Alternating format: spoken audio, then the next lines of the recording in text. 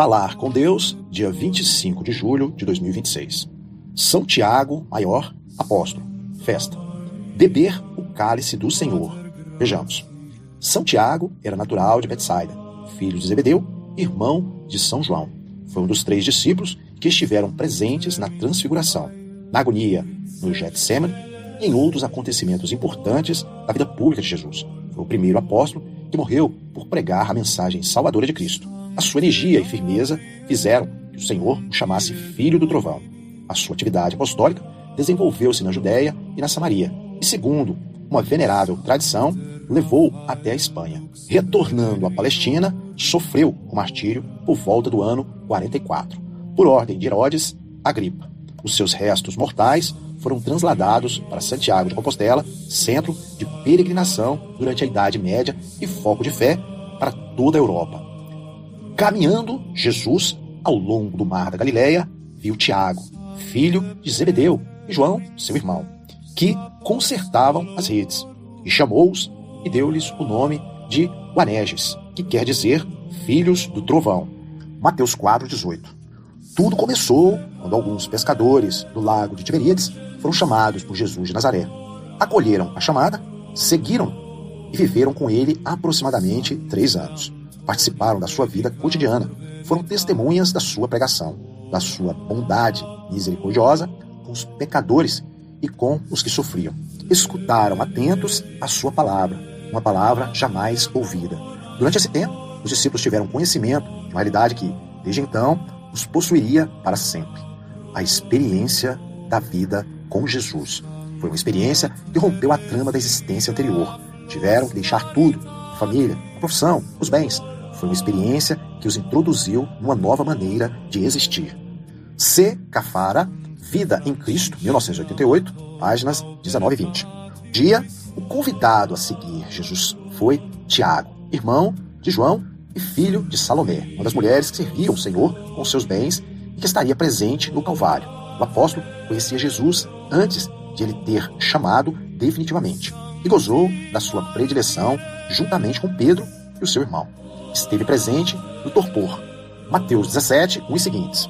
Presenciou o milagre da ressurreição da filha de Jairo e foi um dos 3 que o mestre tomou consigo para que o acompanhassem no Horto das Oliveiras. Mateus 26, 37. No começo da paixão. Pelo seu zelo impetuoso, Tiago e seu irmão receberam do Senhor a alcunha de Boanerges, filhos do trovão.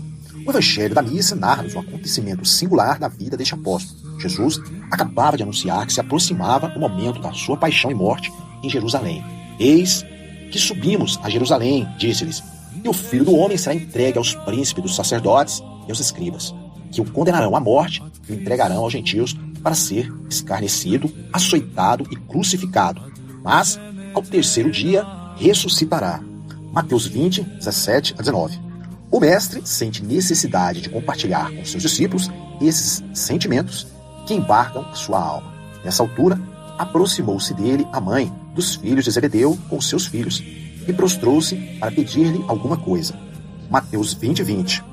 Pede-lhe que reserve para os filhos 2 lugares de importância no reino cuja chegada parecia iminente. Jesus dirige-se aos irmãos e pergunta-lhes se podiam partilhar com ele o seu cálice, o seu mesmo destino. Oferecer a taça própria a outra pessoa era considerado na antiguidade como uma grande prova de amizade. Eles responderam, podemos. Mateus 20, 22. Era a palavra da disponibilidade, da força, uma atitude que é própria não só de pessoas jovens, mas de todos os cristãos, especialmente de todos os que aceitam ser apóstolos do Evangelho. São João Paulo II homilia em Santiago de Compostela, 1982. Jesus aceita a resposta generosa dos 2 discípulos e diz-lhes, efetivamente, haveis de beber o meu cálice. Participareis dos meus sofrimentos, completareis em vós a minha paixão. Alguns anos mais tarde, por volta do ano 44, Tiago morreria decapitado por ordem de Herodes. Atos 12, 2. E João seria provado com inúmeros padecimentos e perseguições ao longo da sua vida. Desde que Cristo nos redimiu na cruz, todo sofrimento cristão consistirá em beber o cálice do Senhor, em participar da sua paixão, morte e ressurreição, por meio das nossas dores. completamos, de certo modo, a paixão de Cristo. Colossenses 1:24, que se prolonga no tempo, com seus frutos salvíficos. A dor humana torna-se redentora, porque se acha associada a que o Senhor padeceu. É o mesmo cálice de que ele, na sua misericórdia, nos faz participar. Perante as contrariedades, a doença, a dor, Jesus faz-nos a mesma pergunta: podeis beber o meu cálice? E nós, se estivermos unidos a ele, saberemos responder-lhes afirmativamente e acolheremos com paz e alegria aquilo que humanamente não é agradável. Com Cristo, até a dor e o fracasso se convertem em gozo e em paz. Esta foi a grande revolução cristã: converter a dor em sofrimento fecundo, fazer de um mal um bem. Despojamos o diabo dessa arma e com ela conquistamos a eternidade. São José Escrivá, Suco 887. No espaço de tempo que transcorreu entre o momento em que Tiago manifestou as suas ambições, não inteiramente nobres, e o seu martírio, tem lugar um longo processo interior. O próprio zelo do apóstolo, dirigido contra aqueles samaritanos que não tinham querido receber Jesus por dar a impressão de ir para Jerusalém. Lucas 9:53. Transformar-se-á, mais tarde, em ânsia de almas. Pouco a pouco, sem perder a sua própria personalidade, Tiago irá aprendendo que o zelo pelas coisas de Deus não pode ser áspero nem violento, e que a única missão que vale a pena é a glória de Deus. Conta São Clemente de Alexandria que, quando o apóstolo é levado ao tribunal onde ia ser julgado, foi tal a sua inteireza que o seu acusador se aproximou dele para lhe pedir perdão. São Tiago refletiu, depois abraçou, dizendo: a paz esteja contigo. E os dois receberam a palma do martírio. São Clemente de Alexandria, História Eclesiástica 11:9. Ao meditarmos hoje sobre a vida do apóstolo, serve-nos de grande ajuda considerarmos os seus defeitos, bem como os dos outros 11 que o Senhor tinha escolhido. Não eram poderosos, nem sábios, nem simples. Vemos-los, às vezes, ambiciosos, discutidores, com pouca fé, mas, a par dessas deficiências e falhas, tinham uma alma e um coração grandes. São Tiago será o primeiro apóstolo mártir. Tanto pôde a graça divina naquele coração generoso que o levou a enveredar por caminhos bem diversos dos que ele tinha sonhado e pedido. Lucas 22:24-27, Mateus 14:31, Atos 12:2. O mestre sempre foi paciente com Tiago e com todos, e contou com o tempo para ensiná-los e formá-los com a sábia pedagogia divina. Observamos, escreve São João Crisóstomo, como a maneira de que o Senhor os interrogar equivale a uma exortação e a um aliciante. Não diz: podeis suportar a morte. Sois capazes de derramar o vosso sangue. As suas palavras são: podeis beber o cálice. E, para animá-los a dar o passo, acrescenta: que eu beberei. Desse modo, a consideração de que se tratava do mesmo cálice que o Senhor iria beber havia de estimulá-los a uma resposta mais generosa. E chama a sua paixão batismo, mostrando assim que os seus sofrimentos haviam de ser causa de uma grande purificação para o mundo inteiro. Liturgia das Horas, segunda leitura, São João Crisóstomo, homilia sobre o Evangelho de São Mateus, 65, de 3-4. O Senhor também nos chamou a cada um de nós. Não nos deixemos invadir pelo desalento, se alguma vez as nossas fraquezas e defeitos se tornam patentes. Se recorrermos a Jesus, Ele nos dará ânimos para seguirmos adiante com humildade e mais firmemente. O Senhor tem paciência conosco e conta com o tempo. Recorrer a viagem nas dificuldades. Vejamos.